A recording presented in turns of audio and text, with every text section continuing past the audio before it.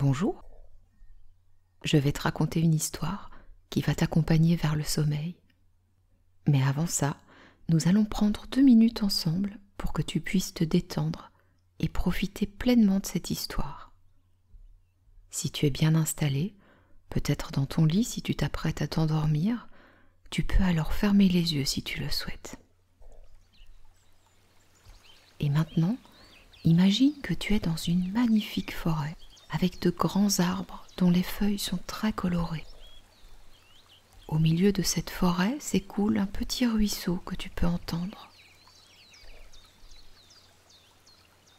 Tu es en sécurité, tu ressens le soleil sur ton visage et ça fait du bien. C'est doux et chaud, c'est réconfortant. Les feuilles des arbres sous tes pieds sont douces et te massent la plante des pieds comme une vraie caresse qui te détend profondément. Tu ressens que tes jambes se relaxent, tous les muscles de ton corps se relâchent et lorsque tu respires, c'est comme si le soleil entrait dans ton corps par tes narines et venait prendre soin de toi. Des petites paillettes magiques qui te protègent. Tu respires naturellement et lentement, et chaque respiration te détend un peu plus. Imagine que tu t'allonges sur ce tapis de feuilles pour faire une petite sieste, pendant laquelle je te raconterai cette histoire. Si tu t'endors vraiment, c'est très bien, laisse-toi aller. Tu pourras reprendre le cours de l'histoire demain. Maintenant que tu es bien calme et détendu, je vais te raconter cette histoire. C'est parti. Il se trouvait dans la région des astéroïdes 325, 326, 327, 328, 329 et 330. Il commença donc par les visiter pour y chercher une occupation et pour s'instruire. La première était habitée par un roi. Le roi siégeait, habillé de pourpre et d'hermine, sur un trône très simple et cependant majestueux. « Ah, voilà un sujet !» s'écria le roi quand il aperçut le petit prince. Et le petit prince se demanda « Comment peut-il me reconnaître puisqu'il ne m'a encore jamais vu ?» Il ne savait pas que pour les rois, le monde est très simplifié. Tous les hommes sont des sujets. « Approche-toi que je te vois mieux !» lui dit le roi qui était tout fier d'être roi pour quelqu'un. Le petit prince chercha des yeux où s'asseoir, mais la planète était tout encombrée par le magnifique manteau d'hermine. Il resta donc debout, et comme il était fatigué, il bâilla. « Il est contraire à l'éthique de bâiller en présence d'un roi, lui dit le monarque. « Je te l'interdis. »« Je ne peux pas m'en empêcher, répondit le petit prince tout confus. J'ai fait un long voyage et je n'ai pas dormi. Alors, lui dit le roi, je t'ordonne de bâiller. Je n'ai vu personne bâiller depuis des années. Les bâillements sont pour moi des curiosités. Allons, bâille encore, c'est un ordre. Oh, ça m'intimide, je ne peux plus, fit le petit prince tout rougissant. Répondit le roi. Alors je t'ordonne tantôt de bâiller et tantôt de... Il bredouillait un peu et paraissait vexé, car le roi tenait essentiellement à ce que son autorité fût respectée. Il ne tolérait pas la désobéissance. C'était un monarque absolu, mais comme il était très bon, il donnait des ordres raisonnables. « Si j'ordonnais, disait-il couramment, si j'ordonnais à un général de se changer en oiseau de mer, et si le général n'obéissait pas, ce ne serait pas la faute du général, ce serait ma faute. »« Puis-je m'asseoir » s'enquit timidement le petit prince. « Je t'ordonne de t'asseoir, » lui répondit le roi, qui ramena majestueusement un pan de son manteau d'hermine. Mais le petit prince s'étonnait. La planète était minuscule. Sur quoi le roi pouvait-il bien régner ? « Sire, lui dit-il, je vous demande pardon de vous interroger. »« Je t'ordonne de m'interroger, se hâta de dire le roi. »« Sire, sur quoi régnez-vous ? » ?»« Sur tout, répondit le roi avec une grande simplicité. « Sur tout ?» Le roi, d'un geste discret, désigna sa planète, les autres planètes et les étoiles.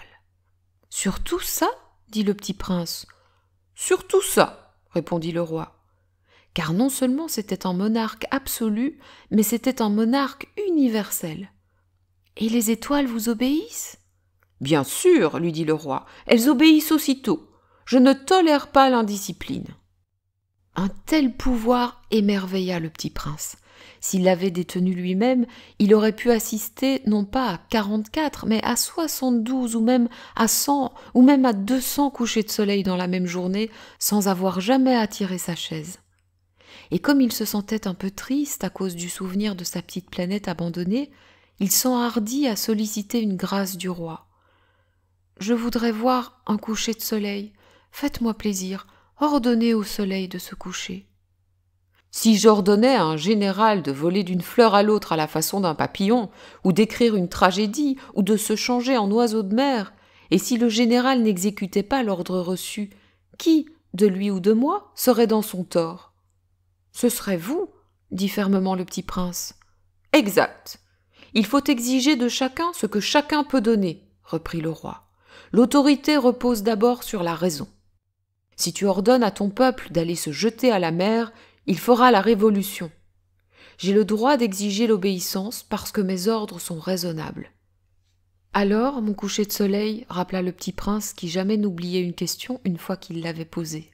« Ton coucher de soleil, tu l'auras, je l'exigerai, mais j'attendrai, dans ma science du gouvernement, que les conditions soient favorables. »« Quand ça sera-t-il » s'informa le petit prince. « Lui répondit le roi, qui consulta d'abord un gros calendrier. Ce sera ce sera ce soir, vers 7h40, et tu verras comme je suis bien obéi. » Le petit prince bâilla. Il regrettait son coucher de soleil manqué. Et puis, il s'ennuyait déjà un peu.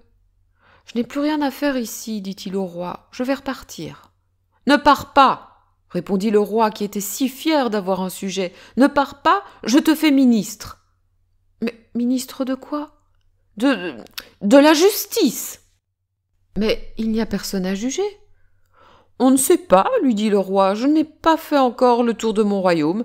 Je suis très vieux, je n'ai pas de place pour un carrosse, et ça me fatigue de marcher. »« Oh, mais j'ai déjà vu, dit le petit prince qui se pencha pour jeter encore un coup d'œil de l'autre côté de la planète. Il n'y a personne là-bas non plus. »« Tu te jugeras donc toi-même, lui répondit le roi. C'est le plus difficile. Il est bien plus difficile de se juger soi-même que de juger autrui. Si tu réussis à bien te juger, c'est que tu es un véritable sage. »« Moi, dit le petit prince, je puis me juger moi-même n'importe où. Je n'ai pas besoin d'habiter ici. »« dit le roi, je crois bien que sur ma planète il y a quelque part un vieux rat. Je l'entends la nuit. Tu pourras juger ce vieux rat. Tu le condamneras à mort de temps en temps. Ainsi, sa vie dépendra de ta justice. Mais tu le gracieras chaque fois pour l'économiser. Il n'y en a qu'un. »« Moi, répondit le petit prince, je n'aime pas condamner à mort, et je crois bien que je m'en vais. »« Non, dit le roi. » Mais le petit prince, ayant achevé ses préparatifs, ne voulut point peiner le vieux monarque. « Si votre majesté désirait être obéie ponctuellement, elle pourrait me donner un ordre raisonnable. Elle pourrait m'ordonner, par exemple, de partir avant 1 minute. Il me semble que les conditions sont favorables. » Le roi, n'ayant rien répondu, le petit prince hésita d'abord, puis, avec un soupir, prit le départ. « Je te fais mon ambassadeur !» se hâta alors de crier le roi. Il avait un grand air d'autorité. « Les grandes personnes sont bien étranges, » se dit le petit prince en lui-même durant son voyage. La seconde planète était habitée par un vaniteux. « Ah ah, voilà la visite d'un admirateur !» s'écria de loin le vaniteux dès qu'il aperçut le petit prince. Car pour les vaniteux, les autres hommes sont des admirateurs. « Bonjour, dit le petit prince, vous avez un drôle de chapeau. »« C'est pour saluer, lui répondit le vaniteux. C'est pour saluer quand on m'acclame. Malheureusement, il ne passe jamais personne par ici. »« Ah oui, dit le petit prince qui ne comprit pas. »« Frappe tes mains l'une contre l'autre, conseilla le vaniteux. Le petit prince frappa ses mains l'une contre l'autre. Le vaniteux salua modestement en soulevant son chapeau. « Ça, c'est plus amusant que la visite au roi, se dit en lui-même le petit prince. » Et il recommença de frapper ses mains l'une contre l'autre.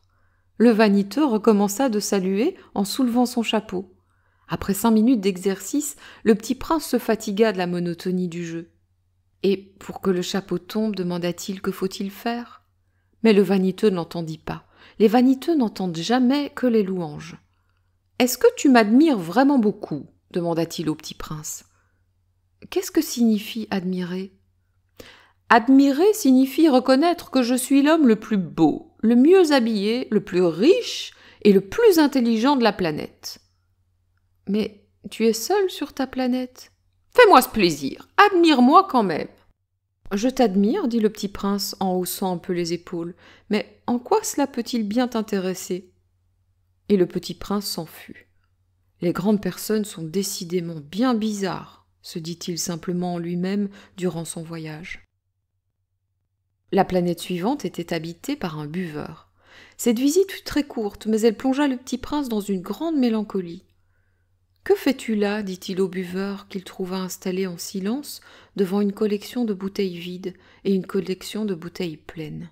« Je bois » répondit le buveur d'un air lugubre. « Pourquoi bois-tu » lui demanda le petit prince. « Pour oublier » répondit le buveur. « Pour oublier quoi » s'enquit le petit prince qui déjà le plaignait. « Pour oublier que j'ai honte » avoua le buveur en baissant la tête. « Honte de quoi » s'informa le petit prince qui désirait le secourir. « Honte de boire » acheva le buveur qui s'enferma définitivement dans le silence. Et le petit prince s'en fut, perplexe. « Les grandes personnes sont décidément très très bizarres » se disait-il en lui-même durant le voyage. La 4e planète était celle du businessman. Cet homme était si occupé qu'il ne leva même pas la tête à l'arrivée du petit prince.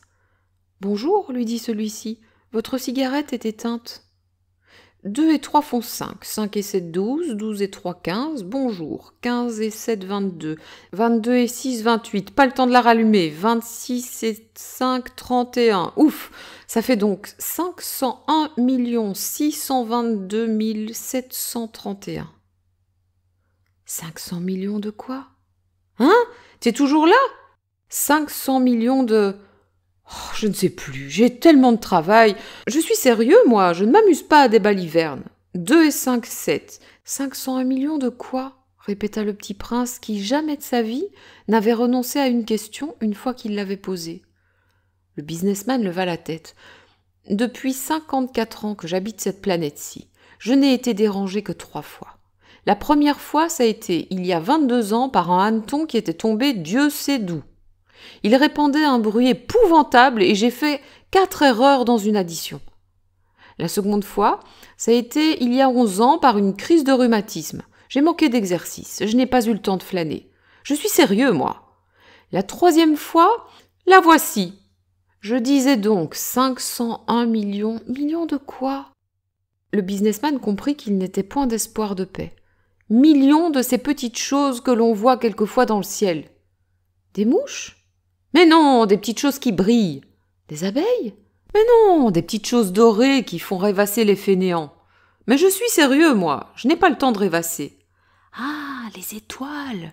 C'est bien ça, des étoiles. Et que fais-tu de 500 millions d'étoiles ? 501 622 731. Je suis sérieux, moi, je suis précis. Et que fais-tu de ces étoiles ? Ce que j'en fais ? Oui. Rien. Je les possède. Tu possèdes ces étoiles ? Oui. Mais j'ai déjà vu un roi qui... Les rois ne possèdent pas. Ils règnent sur. C'est très différent. Et à quoi cela te sert-il de posséder les étoiles ? Ça me sert à être riche.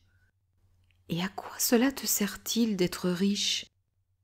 À acheter d'autres étoiles si quelqu'un en trouve. Celui-là, se dit en lui-même le petit prince, il raisonne un peu comme un ivrogne. Cependant, il posa encore des questions. Comment peut-on posséder les étoiles ? À qui sont-elles ? Riposta grincheux le businessman. Je ne sais pas, à personne ? Alors elles sont à moi, car j'y ai pensé le premier. Ça suffit ? Bien sûr, quand tu trouves un diamant qui n'est à personne, il est à toi.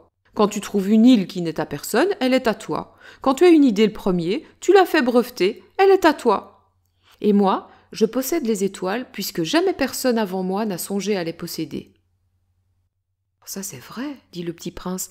Et qu'en fais-tu ?»« Je les gère, je les compte et je les recompte, dit le businessman. C'est difficile, mais je suis un homme sérieux. » Le petit prince n'était pas satisfait encore. « Moi, si je possède un foulard, je puis le mettre autour de mon cou et l'emporter. Moi, si je possède une fleur, je puis cueillir ma fleur et l'emporter. Mais tu ne peux pas cueillir les étoiles. »« Non, mais je puis les placer en banque. »« Qu'est-ce que ça veut dire ?»« Ça veut dire que j'écris sur un petit papier le nombre de mes étoiles, et puis j'enferme à clé ce papier-là dans un tiroir. Et c'est tout. Ça suffit. » Oh, « C'est amusant, pensa le petit prince. C'est assez poétique, mais ce n'est pas très sérieux. » Le petit prince avait sur les choses sérieuses des idées très différentes des idées des grandes personnes. « Moi, dit-il encore, je possède une fleur que j'arrose tous les jours. Je possède 3 volcans que je ramone toutes les semaines, car je ramone aussi celui qui est éteint, on ne sait jamais. C'est utile à mes volcans, et c'est utile à ma fleur que je les possède. Mais tu n'es pas utile aux étoiles. » Le businessman ouvrit la bouche, mais ne trouva rien à répondre, et le petit prince s'en fut. Les grandes personnes sont décidément tout à fait extraordinaires, se disait-il simplement en lui-même durant le voyage. La 5e planète était très curieuse. C'était la plus petite de toutes. Il y avait là juste assez de place pour loger un réverbère et un allumeur de réverbère.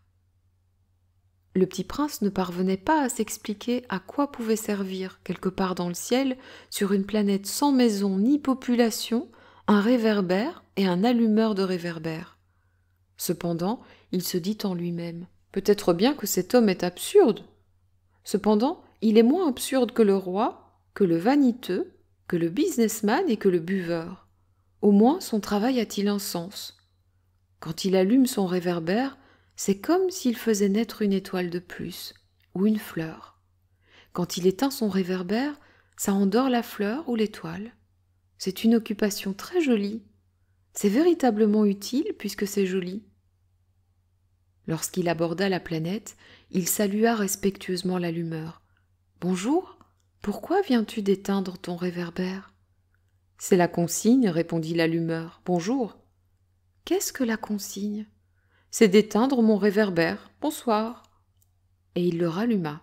« Mais pourquoi viens-tu de le rallumer ?»« C'est la consigne, répondit l'allumeur. »« Je ne comprends pas, dit le petit prince. »« Il n'y a rien à comprendre, dit l'allumeur. La consigne, c'est la consigne. Bonjour. » Et il éteignit son réverbère. Puis, il s'épongea le front avec un mouchoir à carreaux rouges. « Je fais là un métier terrible. C'était raisonnable autrefois.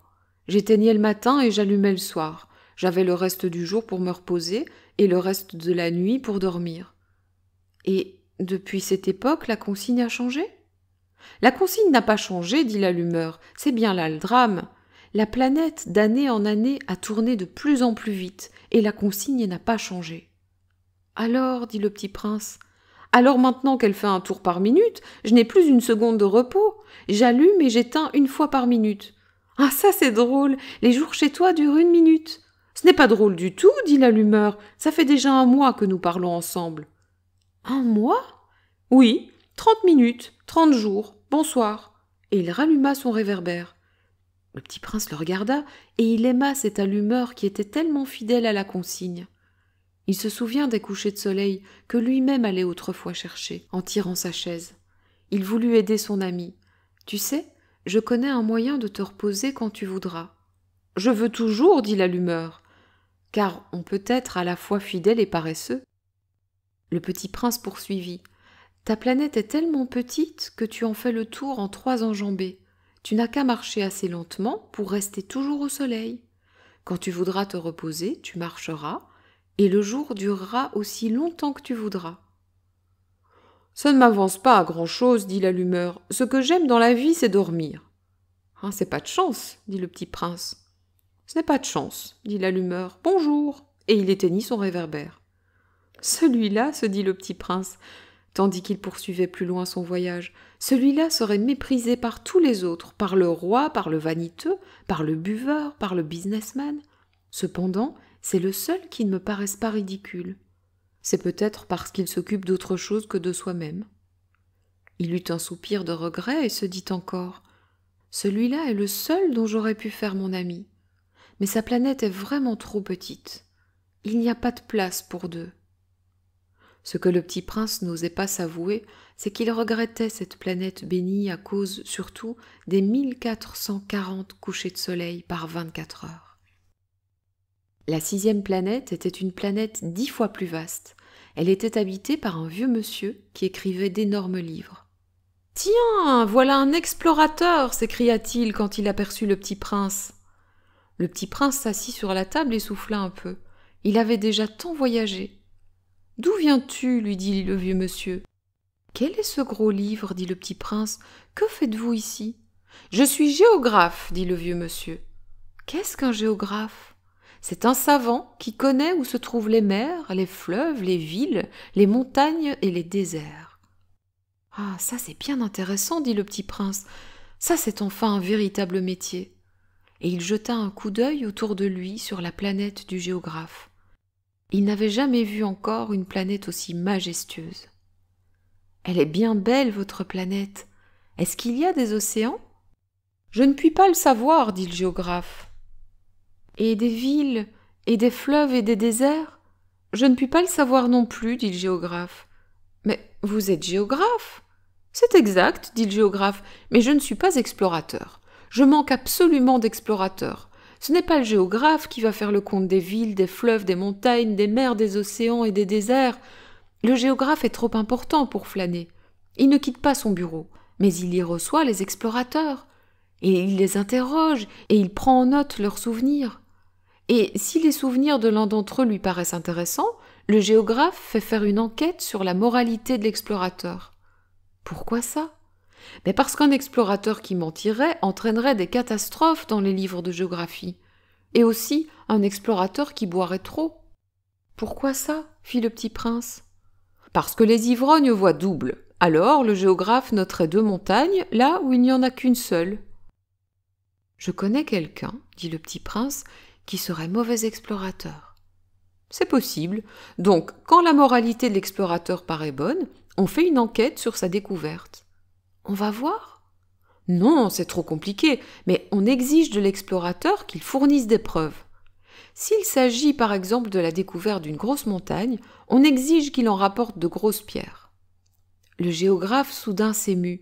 Mais toi, tu viens de loin, tu es explorateur, tu vas me décrire ta planète. Et le géographe, ayant ouvert son registre, tailla son crayon. On note d'abord au crayon les récits des explorateurs. On attend, pour noter à l'encre, que l'explorateur ait fourni des preuves. « Alors » interrogea le géographe. « Oh, chez moi, dit le petit prince, ce n'est pas très intéressant, c'est tout petit. Mais j'ai 3 volcans, 2 volcans en activité et 1 volcan éteint. Mais on ne sait jamais. »« On ne sait jamais, dit le géographe. » J'ai aussi une fleur.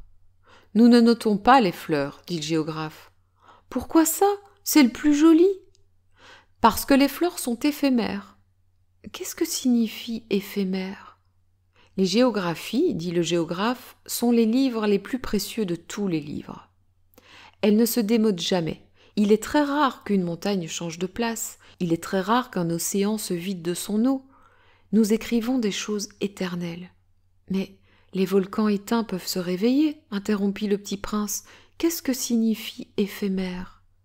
Que les volcans soient éteints ou soient réveillés, ça revient au même pour nous autres, dit le géographe. Ce qui compte pour nous, c'est la montagne, elle ne change pas. Mais qu'est-ce que signifie éphémère ? Répéta le petit prince qui, de sa vie, n'avait renoncé à une question une fois qu'il l'avait posée. Ça signifie qui est menacé de disparition prochaine. Ma fleur est menacée de disparition prochaine ? Bien sûr. Ma fleur est éphémère, se dit le petit prince, et elle n'a que 4 épines pour se défendre contre le monde. Et je l'ai laissée toute seule chez moi. Ce fut là son premier mouvement de regret, mais il reprit courage. « Que me conseillez-vous d'aller visiter » demanda-t-il. « La planète Terre, lui répondit le géographe. Elle a une bonne réputation. » Et le petit prince s'en fut, songeant à sa fleur. La 7e planète fut donc la Terre. La Terre n'est pas une planète quelconque. On y compte 111 rois, 7000 géographes, 900 000 businessmen, 7 millions et demi d'ivrognes, 311 millions de vaniteux, c'est-à-dire environ 2 milliards de grandes personnes. Pour vous donner une idée des dimensions de la Terre, je vous dirais qu'avant l'invention de l'électricité, on y devait entretenir, sur l'ensemble de ces 6 continents, une véritable armée de 462 511 allumeurs de réverbères. Vu d'un peu loin, ça faisait un effet splendide. Les mouvements de cette armée étaient réglés comme ceux d'un ballet d'opéra. D'abord venait le tour des allumeurs de réverbères de Nouvelle-Zélande et d'Australie. Puis, ceux-ci, ayant allumé leurs lampions, s'en allaient dormir. Alors entraient à leur tour dans la danse les allumeurs de réverbères de Chine et de Sibérie. Puis, eux aussi s'escamotaient dans les coulisses. Alors venait le tour des allumeurs de réverbères de Russie et des Indes, puis de ceux d'Afrique et d'Europe, puis de ceux d'Amérique du Sud, puis de ceux d'Amérique du Nord, et jamais ils ne se trompaient dans leur ordre d'entrée en scène. C'était grandiose. Seul l'allumeur de l'unique réverbère du pôle Nord et son confrère de l'unique réverbère du pôle Sud menaient des vies d'oisiveté et de nonchalance. Ils travaillaient 2 fois par an. Quand on veut faire de l'esprit, il arrive que l'on mente un peu. Je n'ai pas été très honnête en vous parlant des allumeurs de réverbères. Je risque de donner une fausse idée de notre planète à ceux qui ne la connaissent pas. Les hommes occupent très peu de place sur la Terre. Si les 2 milliards d'habitants qui peuplent la Terre se tenaient debout et un peu serrés, comme pour un meeting, ils logeraient aisément sur une place publique de 20 miles de long sur 20 miles de large. On pourrait entasser l'humanité sur le moindre petit îlot du Pacifique. Les grandes personnes, bien sûr, ne vous croiront pas. Elles s'imaginent tenir beaucoup de place. Elles se voient importantes comme des baobabs. Vous leur conseillerez donc de faire le calcul.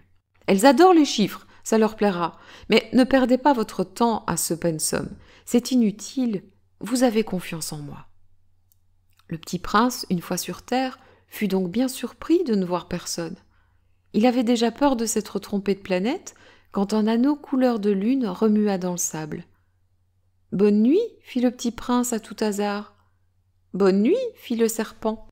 « Sur quelle planète suis-je tombé » demanda le petit prince. « Sur la Terre, en Afrique » répondit le serpent. « Ah, et il n'y a donc personne sur la Terre ?»« Ici c'est le désert, il n'y a personne dans les déserts. La Terre est grande » dit le serpent. Le petit prince s'assit sur une pierre et leva les yeux vers le ciel. « Je me demande, dit-il, si les étoiles sont éclairées afin que chacun puisse un jour retrouver la sienne. Regarde ma planète, elle est juste au-dessus de nous, mais comme elle est loin. »« Elle est belle, dit le serpent. Que viens-tu faire ici ?»« J'ai des difficultés avec une fleur, dit le petit prince. »« Ah, fit le serpent. » Et ils se turent. « Où sont les hommes ?» reprit enfin le petit prince. « On est un peu seul dans le désert. »« On est seul aussi chez les hommes, dit le serpent. » Le petit prince le regarda longtemps. « Tu es une drôle de bête, lui dit-il enfin, mince comme un doigt. »« Mais je suis plus puissant que le doigt d'un roi, dit le serpent. » Le petit prince eut un sourire. « Tu n'es pas bien puissant, tu n'as même pas de pattes, tu ne peux même pas voyager. »« Je puis t'emporter plus loin qu'un navire, dit le serpent. » Il s'enroula autour de la cheville du petit prince comme un bracelet d'or. « Celui que je touche, je le rends à la terre dont il est sorti, dit-il encore. Mais tu es pur et tu viens d'une étoile. » Le petit prince ne répondit rien. « Tu me fais pitié, toi si faible sur cette terre de granit. Je puis t'aider un jour si tu regrettes trop ta planète. Je puis... »« Oh, j'ai très bien compris, fit le petit prince. Mais pourquoi parles-tu toujours par énigmes ?»« Je les résous toutes, dit le serpent. » Et ils se turent. Le petit prince traversa le désert et ne rencontra qu'une fleur. Une fleur à 3 pétales, une fleur de rien du tout. « Bonjour, dit le petit prince. »« Bonjour, dit la fleur. »« Où sont les hommes ?» demanda poliment le petit prince. La fleur, un jour, avait vu passer une caravane. « Les hommes ? Il en existe, je crois, 6 ou 7. Je les ai aperçus il y a des années, mais on ne sait jamais où les trouver, le vent les promène. Ils manquent de racines, ça les gêne beaucoup. » « Adieu, fit le petit prince. Adieu, fit la fleur. Le petit prince fit l'ascension d'une haute montagne. Les seules montagnes qu'il eût jamais connues étaient les 3 volcans qui lui arrivaient aux genoux. Et il se servait du volcan éteint comme d'un tabouret. D'une montagne haute comme celle-ci, se dit-il donc, j'apercevrai d'un coup toute la planète et tous les hommes. Mais il n'aperçut rien que des aiguilles de roc bien aiguisées. « Bonjour, dit-il à tout hasard. Bonjour, bonjour, bonjour, répondit l'écho. Qui êtes-vous, dit le petit prince. Qui êtes-vous? Qui êtes-vous? Qui êtes-vous? Répondit l'écho. Soyez mes amis, je suis seul, dit-il. Je suis seul, je suis seul, je suis seul, répondit l'écho. Oh, quelle drôle de planète, pensa-t-il alors. Elle est toute sèche et toute pointue et toute salée. Et les hommes manquent d'imagination. Ils répètent ce qu'on leur dit. Chez moi, j'avais une fleur. Elle parlait toujours la première. Mais il arriva que le petit prince, ayant longtemps marché à travers les sables, les rocs et les neiges, découvrit enfin une route. Et les routes vont toutes chez les hommes. « Bonjour, dit-il. C'était un jardin fleuri de roses. »« Bonjour, dirent les roses. » Le petit prince les regarda. Elles ressemblaient toutes à sa fleur. « Qui êtes-vous » leur demanda-t-il stupéfait. « Nous sommes des roses, dirent les roses. »« Ah » fit le petit prince. Et il se sentit très malheureux. Sa fleur lui avait raconté qu'elle était la seule de son espèce dans l'univers. Et voici qu'il en était 5000, toutes semblables, dans un seul jardin. Elle serait bien vexée, se dit-il, si elle voyait ça. Elle tousserait énormément et ferait semblant de mourir pour échapper au ridicule. Et je serais bien obligé de faire semblant de la soigner, car sinon, pour m'humilier moi aussi, elle se laisserait vraiment mourir. Puis il se dit encore, « Je me croyais riche d'une fleur unique, et je ne possède qu'une rose ordinaire. Ça et mes 3 volcans qui m'arrivent aux genoux, et dont l'un, peut-être, est éteint pour toujours. Ça ne fait pas de moi un bien grand prince. » Et, couché dans l'herbe, il pleura. Voilà. Je te laisse maintenant à ton sommeil, qui sera doux et tranquille. Et on se retrouve très vite pour la suite de l'histoire. À bientôt.